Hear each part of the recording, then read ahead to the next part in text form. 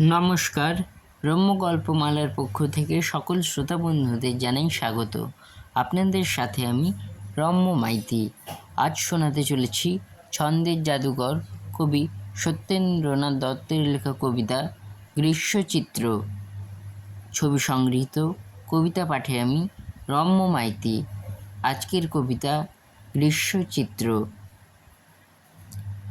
বৈশাখের খরতাপে মূর্ছা কত গ্রাম, ফিরিছে মন্থর বায়ু পাতায় পাতায়।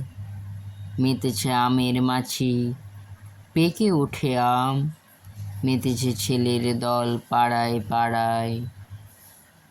সশব্দে বাঁশের নামে শির, শব্দ করি ওঠে পুনরায়। শিশুদল আতঙ্কে অস্থির, পথ ছাড়ি ছুটিয়া পালায়। স্তব্ধ হয়ে সারা গ্রাম রহে ক্ষণকাল, রৌদ্রের বিষম ঝাঁঝে শুষ্ক ডোবা ফাটে। বাগানে পশিছে গাভী, ঘুমায় রাখাল, বটের শীতল ছায়ে বেলা তার কাটে।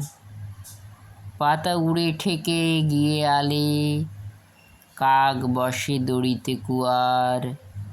তন্দ্রা ফেরে মহালে মহালে, ঘরে ঘরে ভেজানো দুয়ার।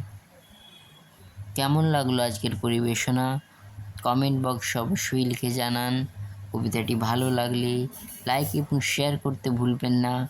পরবর্তীকালে নিত্য নতুন নানা স্বাদের গল্প কবিতা শুনতে এখনই আমার চ্যানেলটি সাবস্ক্রাইব করে পাশে থাকুন। ধন্যবাদ।